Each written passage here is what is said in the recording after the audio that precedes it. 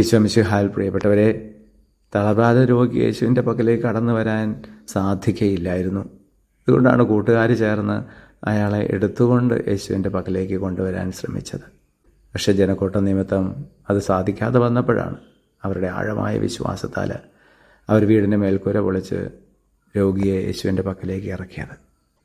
ഈശോ ആ വ്യക്തിക്ക് സൗഖ്യം നൽകിയത് ആ വ്യക്തിയുടെ വിശ്വാസം കണ്ടുകൊണ്ടല്ല, കൂടെ നിന്നവരുടെ വിശ്വാസം, കൂട്ടുകാരുടെ വിശ്വാസം കണ്ടിട്ടാണ്.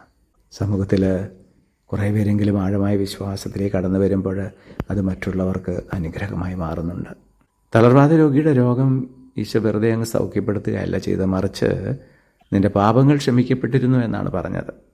അപ്പം തളർവാദത്തിന് ഒരു കാരണമായി പാപത്തെ കാണാവുന്നതാണ്.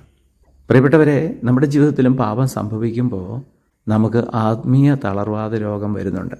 ഭക്തിയില്ലാത്ത, വിശ്വാസം കുറവുള്ള, നന്മ ചെയ്യാൻ പറ്റാത്ത, അങ്ങനെ ഒത്തിരി തളർവാദങ്ങൾ നമ്മളെ ബാധിക്കുന്നു. അതിൽ നിന്ന് മോചനം കിട്ടാൻ തമ്പുരാൻ്റെ പക്കലേക്ക് കടന്നു വരണം. മനസ്സിനും ആത്മാവിനുമേ തളർവാദം വന്നിട്ടുള്ളൂ, കാലുകൾക്ക് തളർവാദമില്ല. കാലുകൾ നമ്മളെ യേശുവിൻ്റെ പക്കലേക്ക് എത്തിച്ചുകൊള്ളും. ഒന്ന് ആഗ്രഹിച്ചാൽ മതി, നീ ഒന്ന് തീവ്രമായി ആഗ്രഹിച്ചാൽ മതി, കർത്താവ് നിനക്ക് സൗഖ്യം തരും. ഈശോയെ, ഞങ്ങളെല്ലാവരും അങ്ങ് സമൃദ്ധമായിട്ട് അനുഗ്രഹിക്കുമാറാകണമേ, ഇപ്പോഴും എപ്പോഴും എന്നേക്കും. ആമേൻ.